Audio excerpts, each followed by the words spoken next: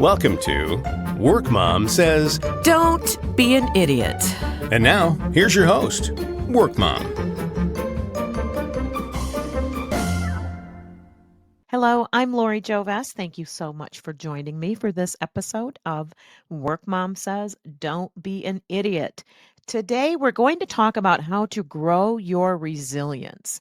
Resilience is a really important skill, and basically, what it means is that when something happens, good, bad, or otherwise, you are able to quickly get back to your normal setting. For example, if you are on the phone, you hear something terrible happened.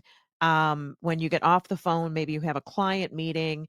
Resilience means that you can take some deep breaths, put that aside, get to it later, and face the next thing you encounter from that strong foundation of calm and stability. Because resilience it's one of those things that if you can be the calm in the storm, that would be another way I would define it. If you can be the calm in the storm, when crazy things are happen, when things are chaotic, you'll be the one that people rely on when things go crazy because they'll know you'll be the one that'll be, steady and stable. And, I'll give you a quick story. I've told this one before, but you may not have heard it if you didn't catch the episode. Early in my career, I worked for a company that was a television production studio. I was recruited in to this organization, and at the time, I remember thinking if they hired a recruiter, recruiters are expensive. So they must have a lot of money. This must be a really solid company. And they hired me for marketing. And they hired a gentleman named Tom for sales. And Tom felt so strongly about this company and its possible success that he moved his wife from Chicago to Metro Detroit. She was 6 months pregnant. She had a really good job at Bloomingdale's.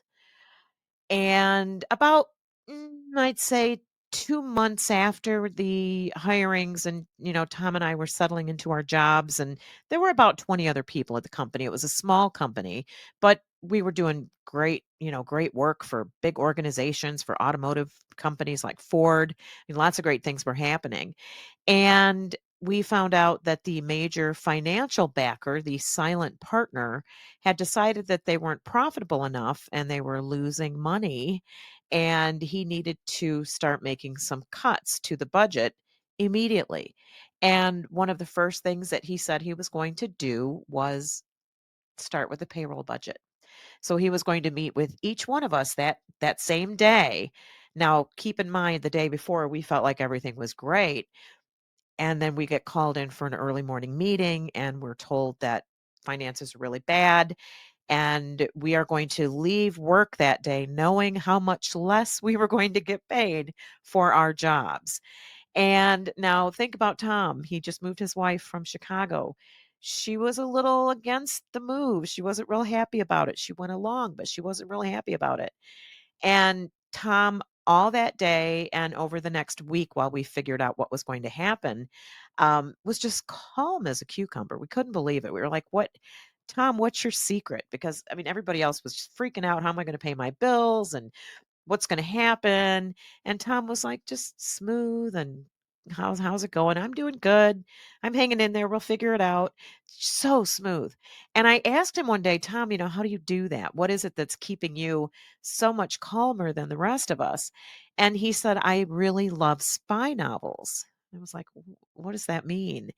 And he really was very into spy novels, reading, about these, international spies who could, create brand new identities for themselves and engage in these really long programs or whatever they call them, projects where they would have to embody this new person for months on end in order to get to a certain person that they had to stop or get information from or whatever. It was really interesting. And he said, so as far as I'm concerned, if I take what I read and I apply that to the situation, why can't I stay calm? What good does it do me to get upset? And I just keep reading my spy novels and I get through it. So it was a really interesting approach. There are lots and lots of ways of approaching resilience. And that was just one example of many, many ways that you can develop your own resilience so that when things go a little sideways, you're not the one that's emotionally overwrought and unable to manage it in a professional way. So, what exactly is resilience? In a professional context, that means you are able to manage negative emotions in a way that brings you back to a steady emotional state and do it quickly. And there's a lot of different things that happen. There's a lot of uncertainty, there's a lot of setbacks, there's a lot of stress in the office. Resilience doesn't mean you just push through it. Resilience means that you adapt. You look at the situation, you act as the observer. That's one way of being resilient. It's just kind of stop for a second instead of jumping in and starting to, gyrate around something that happened. Pull yourself back. Look at it from a distance and consider, especially an emotional distance, and consider what you would do if you weren't emotionally invested, if you were strategic, if you were able to be non-judgmental, if you were able to look out for everyone's best interests instead of reacting out of anger or stress or sadness or whatever it is. Resilience is a strong leadership skill, so it's worth developing. It's worth taking the time to study it, to talk about it, to maybe put together a group of people that you look at your different skills that you need to grow and find resources to help you grow those skills. The kind of challenges that you're going to run into during your career can be things like not getting that job that they told you were this close to getting, career setbacks, getting laid off, imposter syndrome. You may go into the office one day just feeling like you don't even know how to do your job. Why did they hire you? Um, Regular stress can cause emotional issues and cause you to react in emotional ways, maybe even inappropriately. You may get a new boss that's extremely challenging. You may get a whole bunch of new responsibilities without the accompanying pay increase. It happens. When you have the ability to be resilient in those kinds of situations, you will handle them in a more positive way that creates stronger relationships and helps you become a better leader and become a stronger employee and honestly just a better person, because if you're resilient, then if something happens in your personal life that can be really, can knock you off your feet, you'll be able to pull yourself back up. And so again, just such an important skill. So let's talk about 4 different ways that you can build your resilience. Couple things. Self-care. Believe it or not, self-care is a huge part of being able to manage your emotions and be resilient. Getting enough sleep, eating properly, being hydrated, not being out drinking with, friends on a work night or, coming into work hungover in the morning.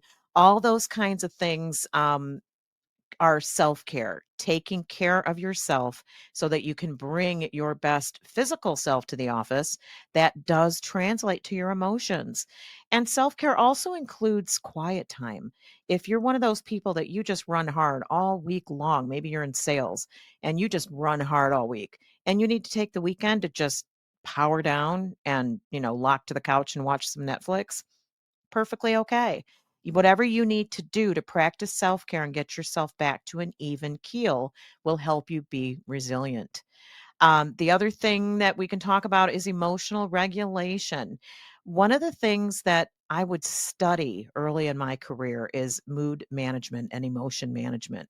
Because when you are in a state of emotional dysregulation, you can't really handle anything properly.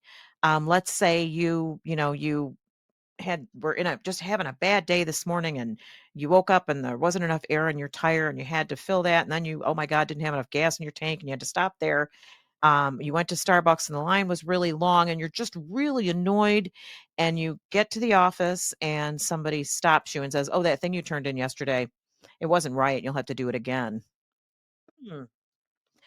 If you are not able to regulate your emotions, you will not respond to that situation in a way that's positive. And guess what? It will happen. It's part of life is like that. So emotional regulation means you take a breath and you put the effort in to handle the situation properly, no matter how you feel. What resilience means in a lot of cases is making sure that your feelings do not dictate your behavior. We all have a logical side to our brains and to the way we think that we can call on. The more you call on it, the stronger it gets. So when you've had that horrible morning and you walk in, that coworker says that, deep breath, and you'll know if you take a second before you react and you give yourself a minute to respond instead, you will know that the right thing to do is to say, give me a minute, let me settle into my desk, and I'll come see you so we can talk about it. And you'll keep going to your desk and you won't let that ruin your day at the office. That may mean taking a walk around the building before you go to your desk if the morning was really that bad. But don't bring your dysregulated emotions into the office if you can at all help it. Not a good idea, and it's not productive. Another thing you can do is build yourself a support network. And that means making some friends that are maybe a couple notches up the ladder from you at your office, finding a few mentors in your industry, having girlfriends or, male friends, having friends that you can talk to that will help you when you are, struggling with the situation at work. You may have a new boss that is just, oh my God, all over you with minutia, and all of a sudden everything you're doing is being picked apart and you just can't handle it. Well, you can handle it and you will handle it. And if you have a good support system, what'll happen is when you go home, you'll be able to vent some of that by calling someone on your support system list.